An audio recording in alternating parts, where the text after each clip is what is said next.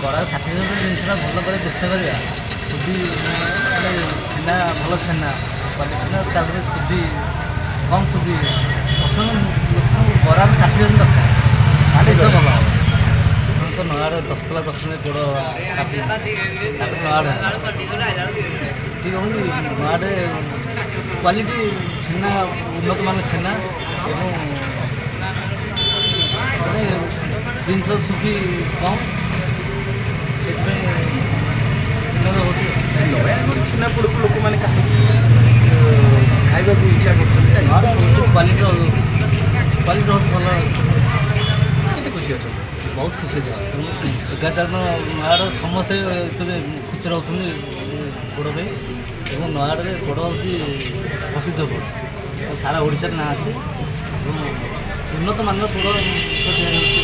ଛେନା ଛେନା ଛେନା ମୁଁ ତାକୁ ଚାହିଁକି ଛେନା କ୍ୱାଲିଟି ଚାହିଁକି। ମୋ ନାଁ ଦୀପକ ମିଶ୍ର।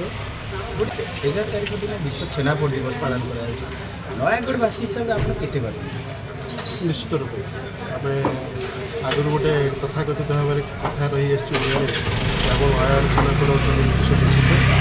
ପ୍ରକୃତରେ ଏଇଥିପାଇଁ ଯେ ଏଇଟା ଆମ ନୟାଗଡ଼ ଅଞ୍ଚଳରେ ଛେନାର କ୍ୱାଲିଟି ଅଛି ଏବଂ ବ୍ୟବସାୟୀମାନେ ଅନେକ ବ୍ୟବସାୟ କରୁଛନ୍ତି ସତ, କିନ୍ତୁ ସେ କ୍ୱାଲିଟି ମେଣ୍ଟେନ୍ କରିବା ବହୁତ ବ୍ୟବସାୟୀ ଭଲ ରୋଜଗାର କଲା ପରେ ବି କ୍ୱାଲିଟିରେ କମ୍ପ୍ରମାଇଜ୍ କରନ୍ତି।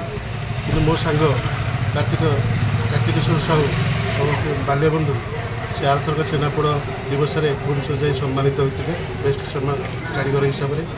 ସେଠାରେ ତା'ର କ୍ୱାଲିଟି ମେଣ୍ଟେନ୍ ଆଜି ପର୍ଯ୍ୟନ୍ତ ସେ ବଜାୟ ରଖିଛି। ଛେନାପୋଡ଼ କରିବାରେ ଯେଉଁ କୁଟ ବାହାରିବା, ଛେନାପୋଡ଼ ଯେଉଁ କୁଟ ନ ବାହାରିଲା ପର୍ଯ୍ୟନ୍ତ ପୋଡ଼ିବାର ଯେଉଁ ଶୈଳୀ ସେଟା ସମସ୍ତଙ୍କ ଆଗରେ ହୁଏ।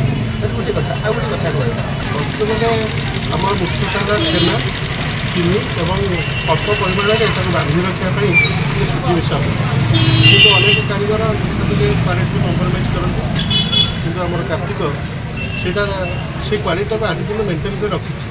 ଯାହାଫଳରେ କି ବହୁ ଦୂରଦୂରାନ୍ତର ଲୋକ ଆସିକି ବି ଏଠୁ ଛେନାପୋଡ଼ ଖାଇବା ପାଇଁ ସେଠିକି ଆସୁଛନ୍ତି ଏବଂ ବହୁତ ଜାଗାରେ ବି ଆଦୃତ ହେଇଛନ୍ତି। କାର୍ତ୍ତିକ ସାହୁ ପୋଡ଼ ଦୋକାନ କେଉଁଟା ବୋଲି ଲୋକେ ବି ଖୋଜି ପଡ଼ୁଛି। ସେଥିପାଇଁ ଆମେ ବି ସେଥିପାଇଁ କରିଛୁ। ଗୋଟେ ଏଠାରେ ସତ କଥା କହିବାକୁ ଗଲେ ଛେନାର କ୍ୱାଲିଟି ବାହାରେ ଯେଉଁ ପାଉଡ଼ର ମିଶା ଛେନା ରହୁଛି, ଏଠି କିନ୍ତୁ ଆମର ଦେଶୀ ଜିନିଷ ଟିକେ ବହୁତ ଆଭେଲେବୁଲ୍ ହୁଏ। ଦ୍ୱିତୀୟ କଥା ଏଇ କ୍ୱାଲିଟିଟା ସେଇଭଳିଆ ମେଣ୍ଟେନ୍ କରିବା ବି ଦରକାର। ଯେତିକି ପରିମାଣ ଭାଗ ହେବ ସେଥିରୁ ଯଦି ଟିକେ 19-20 ବି ହେବ ତା'ର କ୍ୱାଲିଟିରେ ନିଶ୍ଚିତ ଭାବରେ ଖରାପ ହେବ।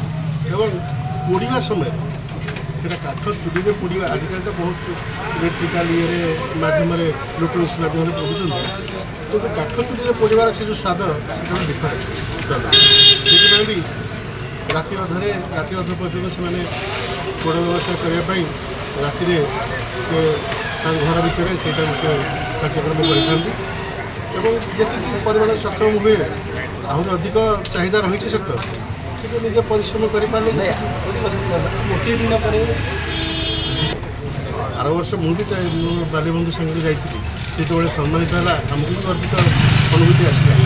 କାହିଁକିନା ଆମ ଖଣ୍ଡପଡ଼ା ଅଞ୍ଚଳର ଗୋଟିଏ ବ୍ୟବସାୟୀ ଆମେ ଓଡ଼ିଶା ସ୍ତରରେ ବାହାର ଲୋକ ପରିଚିତ ହେବା ଏବଂ ଖଣ୍ଡପଡ଼ାକୁ ପୋଡ଼ଟାକୁ ସୁଦୂର ପ୍ରସାର କରିବା ନିଶ୍ଚିତ ରୂପେ ଆମେ ଗର୍ବ